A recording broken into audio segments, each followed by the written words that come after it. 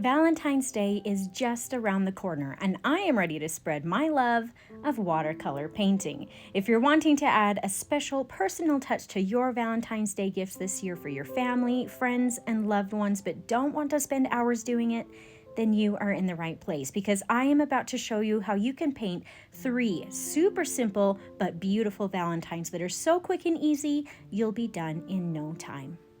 Now, I've got my supplies out and ready here, and we'll go over everything that we need to create these lovely cards in just a minute. But really quickly, I would like to show you a little bit of some behind-the-scenes footage that I haven't shown to anyone yet of some illustrations that I just finished painting not too long ago for a sweet little Valentine's Day picture book.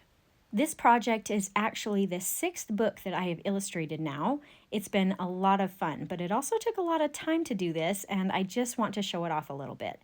This is the sweetest little story about a little boy who thinks Valentine's Day is a little mushy, but he does want to do something special for his mom still. He comes up with a top secret way to make a gift or a little special Valentine for her, and it's just the cutest little book. I guess you could say I am slightly partial to the pictures in the book, though. To me, the job of an illustrator is to also tell the story in almost a deeper way through the pictures, so that's what I tried to do here. This book, Secret Valentine, is now available on Amazon, and I think it's only like $10 or something too, so it would make a terrific Valentine's Day gift for family and friends. Okay, thanks for admiring my hard work for a minute. I'm just excited that this long-awaited project is finally out where people can now see it and enjoy it. But back to the matters at hand, let's jump into our paintings for the day. First up, I have some watercolor paper cut into squares. Of course, you can do this in whatever shape or size that you want to. Mine are cut to the size 6 inch by 6 inch. I did them a little bit larger so that you could still see the painting process better, but if you want to do them smaller or are planning to mail them or something, you can totally do that. You can also do it larger than this if you want them for more of a household decoration. It really just comes down to what you're going to be using them for. Then over here I have my watercolor paints. I usually have my palette facing the other direction in these videos, but I'm wanting the reds and pinks on this end today. Then of course I have some clean water and a paper towel, and you'll probably want a pencil with a good eraser. Now, you're welcome to freehand draw or paint the initial heart shapes onto your watercolor paper, but I used the cheater way today and actually cut a heart template out of some scrap pieces of paper.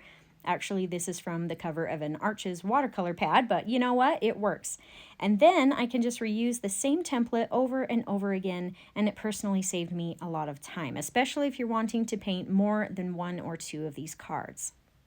And lastly, we need some brushes. I'll be using my Craftimo brushes again today. Not a big shock if you've been watching a lot of my tutorials, but I can honestly tell you that these are literally my favorite brushes to use. I think I may actually use all of these brushes at some point during these paintings today, so I'm going to go ahead and pull them all out. I've got a number 10 round, a number 6 round, a 1/4 inch angle brush, a number 3 round, and a number 1 rigger. These brushes are out of stock at the moment, but a second batch is actually in the production phase right now and will be ready soon. If you'd like to be notified when they are available again, I have a link in the description of this video, along with links and information about any of the other products you see me using today, that you can sign up to be notified with so that you'll be one of the first ones to know when these brushes are back in stock. If you've already bought a set, then pull it out today. We are going to be putting it to good use. All right, let's get started. Now, using my cheater template heart, I'll just center it on my watercolor paper here and trace around it with my pencil.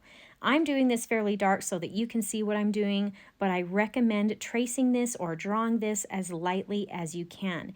In fact, if you'd like to hide the lines even more, it might be a good idea to even use a pink or a red watercolor pencil to trace these with so that the outline will eventually blend into the painting after it gets wet. I didn't think of that until after the fact, but I think I will try that the next time I paint these. I went ahead and just traced all of my hearts on here right now, but you can do them one at a time if you'd rather. Okay, now that our outlines are drawn, we can get to the fun part and start putting on some paint. I've already got a little bit of paint on my tray, but I'm going to go ahead and take the number 10 round and freshen up some of these colors. First, I have Quinacridone Rose. In fact, I want 2 values of this lovely pink. Let's make a nice light watery pink that is very light in value, and then we'll also make a little bit more concentrated pink with more paint and less water that is darker in value.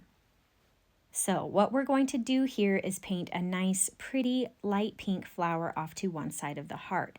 You can pick whatever location you want. Mine is going to be on the bottom left.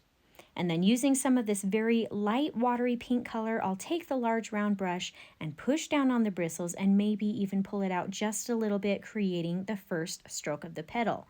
I'll do the same stroke a few times until I get a nice petal shape. And I'm actually leaving the larger end of this petal very rough on purpose because that is the look I'm going for. But you can make it more smooth or round it off if you'd rather. Then after I've got this initial light base color down, I'll just pull out the small number 3 round really quickly, dip it in the darker, more concentrated pink, and then use that color to sort of trace around the watery edge of the petal while it's still wet. This is going to create sort of a dark edge around the petal, and then it's going to blend into the inside part of the petal. I'll use this same technique to paint in 5 of these petals for this pretty little flower, and as a tip, when you're painting on that outside color, it kind of helps to paint a small bit of it onto the dry paper as well as the wet part. This is going to ensure that you get a nice, crisp, dark edge right around the outside part of the petal, sort of creating a transparent type of look. But you do also need to touch the wet part as well so that the color will blend in. It's just kind of a balance that you're going to have to be careful with. I also just like to hold the brush that I'm not using in my other hand without rinsing it out in between each use to save on some time as well as some paint.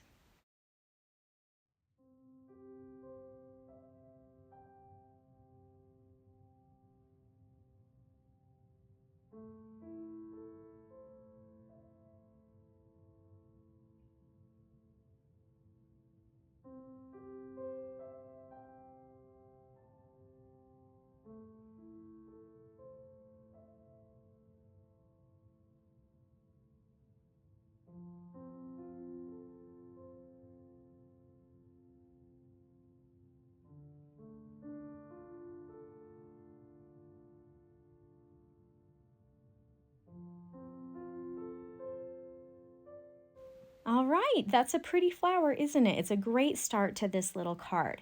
Now, while we let that dry just a little bit, let's add in a few green leaves to our flower. I'm going to pull out a little bit of olive green for this. I don't have this color in one of the wells in this palette, but I think I need to make some room for it somewhere because I'm finding that I'm using it more and more often for things. I'm actually going to be using my angle brush for these leaves. I love the leaves that it can create. They're super easy to do and have a great shape to them. I'm just going to take a little bit of this color, and while holding the brush so that it appears as though it's upside down with the longer tip facing downward, I'll push down on the bristles while at the same time pulling out on the brush in a little bit of a curved shape. Then I'll just do that exact same stroke again on the other half of the leaf, curving the other way. I can usually paint these pretty quickly using only 2 or maybe 3 strokes of the brush.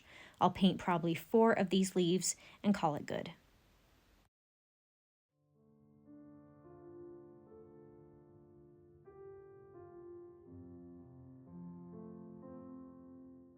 All right, moving on now that the flower is pretty much dry, I'll pull out that number 3 again and take a little bit of cadmium red paint and just paint a few dots of color right into the center area of the flower to darken it up a little bit and finish the flower off.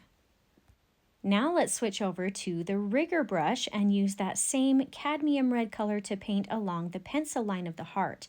Now, someone asked me a little while ago how to make the rigger brush paint in long, thin lines without having it run out of paint too quickly. There are a few tricks to this. First, the paint needs to be fairly runny in consistency. Then you'll want to take the bristles and practically lay them flat into the paint and then roll the brush around in the paint until you get the bristles totally full and loaded with color. Then when you start painting on the stroke, you'll want to push down a little bit on the brush instead of just using the very tip. This way, you're going to utilize all that color in the bristles. And look at this nice, long, thin line that we've been able to create. So let's go ahead and load it up again and paint the other side now.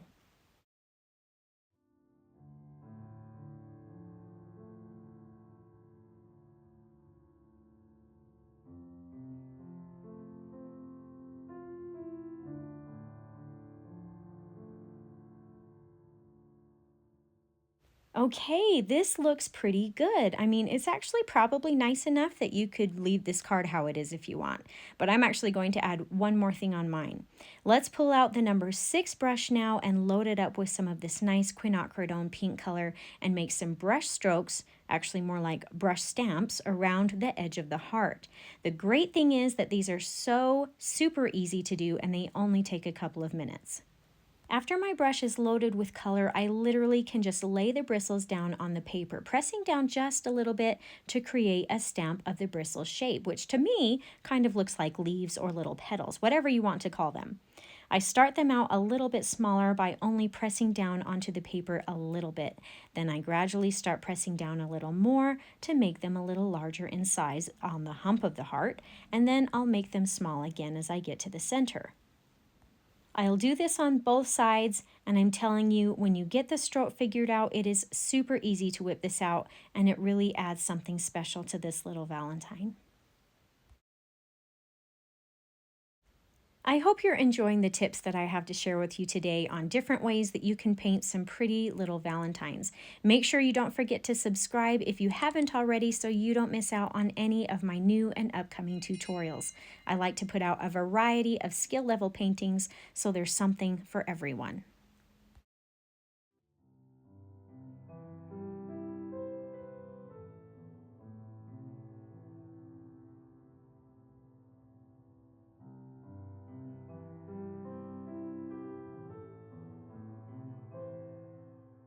The very last finishing touch I'll add to this piece is just to paint on some nice thin vein lines on the green leaves using the rigger.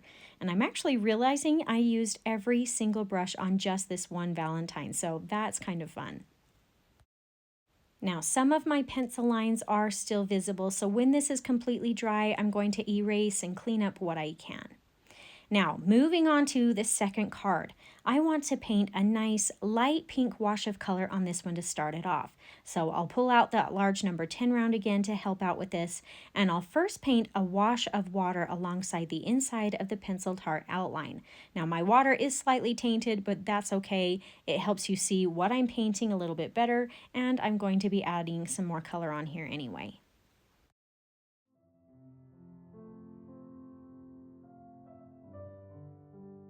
After I've got all of the water on here, then I'll take some of this Quinacridone rose color and begin painting that color on the heart, starting around the edges first and then gently blending it into the center area.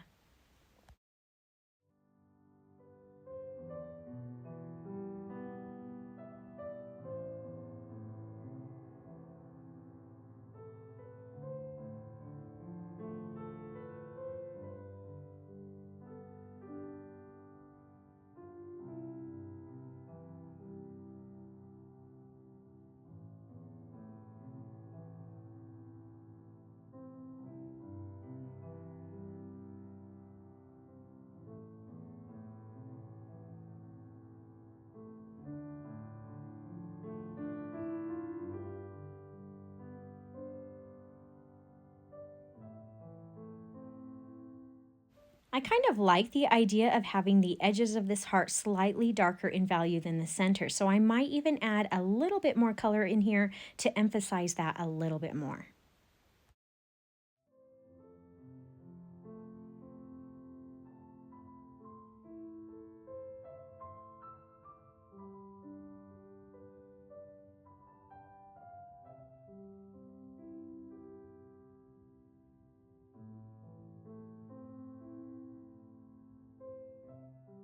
All right, good enough.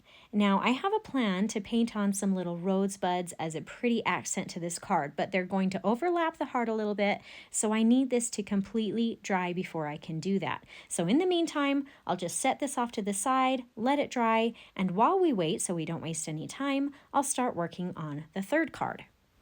I want this card to feature more of a red color instead of the pink that we've been doing on the other two. This is going to change things up a little bit. So using the small number 3 round and some cadmium red paint, I'm going to paint along the penciled outline of the heart to create a base shape for this card. Now you can use the rigger if it's easier for you, but I'm actually using the number 3 round brush so that I can get a little bit thicker lines this time.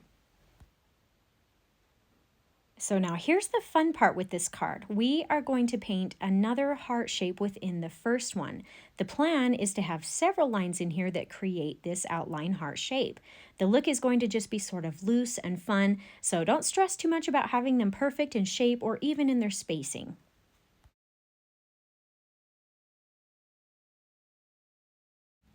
Now that I have 2 of these heart-shaped lines a little bit more on the thick side, maybe I'll pull out the rigger now and paint in some smaller lines as well.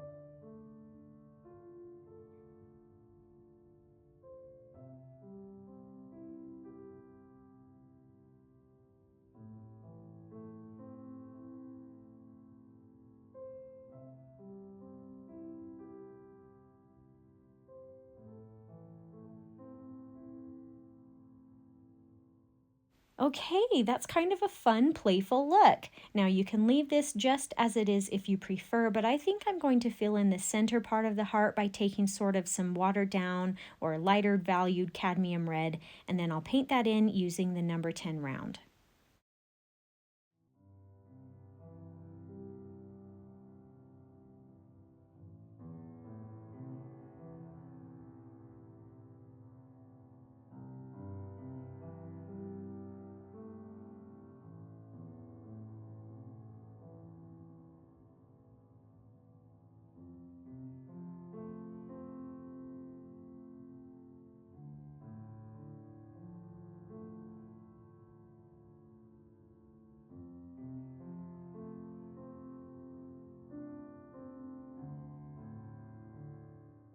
That is a great start to that card, but before we can add in the details, we also need to let it dry. So now let's put that off to the side really quickly and grab the other card that we had started. Hopefully it's dry by now, but if not, pull out a hairdryer and finish it off if you need to. Now, I plan to paint on some pretty little rosebuds off to one side of the heart using an angle brush. I'll use some cadmium red for this to kind of change things up and offset the pink heart. I'll have a light valued, watered down cadmium red as well as a darker, more concentrated cadmium red. I'll load the brush with the light, watery cadmium red first, and then I'll just swipe the tip or the longer half of the bristles through the darker red color. Then holding the brush, just like we did when we painted on the leaves just a little while ago, we'll paint on just one stroke or one half of the bud. You can paint as many of these buds as you want. I'll probably do about 4. I just love how this technique creates sort of a gradient of color with just one stroke of the brush. Now, I went through that pretty quickly because this is a technique that I've taught in depth, including close-up shots in other tutorials.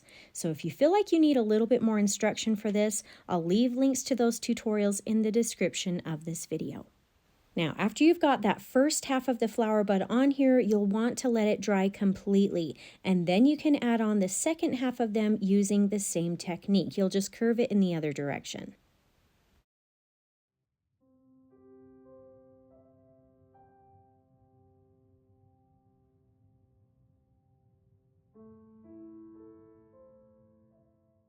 Beautiful. This is my favorite way to make super simple, easy, and pretty little rosebuds. Now let's let that dry a little bit, but while we wait, I'll use the same angle brush and some of that olive green paint and paint in a few little leaves here and there, just like we did before.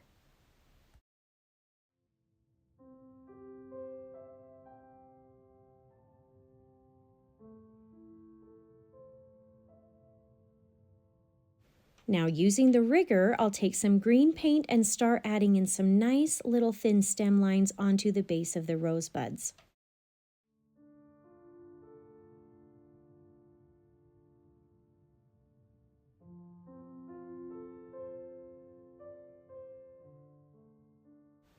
Then I'll switch over to the number 3 round and add in some greenery surrounding the buds, and this is really going to finish off this look. These are sort of leaf-shaped looking with pointy tips, and then I'll push down on the bristles to make it larger near the bottom. You can paint as many of these as you want. They can be just around the sides, or you can even paint some right over the top of the bud too, just whatever you feel like looks good.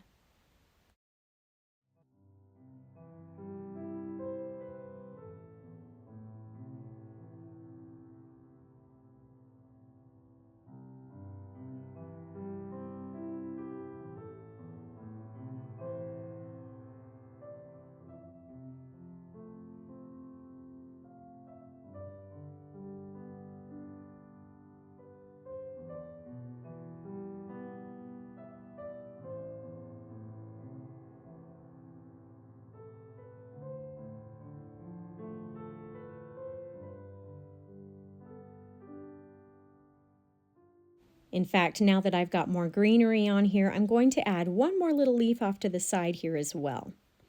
All right, I'll go ahead and pull out that rigger one more time and add in some vein lines onto the leaves, as well as connect the leaves to the flower stems, and this is going to finish this off and tie it all together.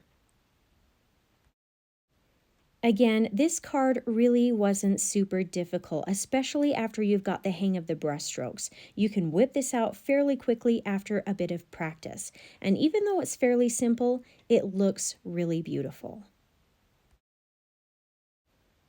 Now let's quickly finish off our third and last card, and we can call this tutorial done. The good news is that we've already finished off the majority of this one with what we've already done. Now the choice is up to you with how to doll this up. You could add a flower like we did at the beginning, or the rosebuds like we just did, but I actually think this one would look nice with just some simple accent greenery. So all I'm going to do here is add in some pretty little green leaves using some olive green paint and the angle brush. I am wanting to have a variety of sizes though to sort of give it some interest. So I'll have a couple of bigger ones as well as some smaller ones.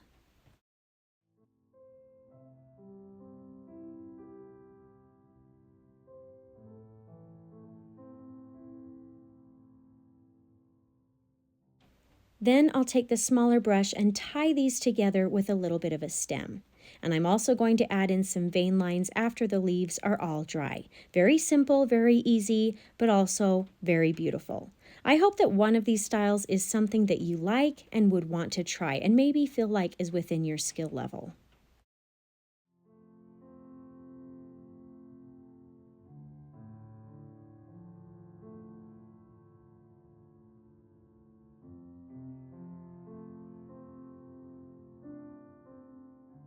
So I guess that's it for today's tutorial. Thank you for joining me today. I hope you had some fun and maybe even learned something new. If you did enjoy this tutorial, I hope you'll consider subscribing to my channel so I can continue to help you discover your artistic side.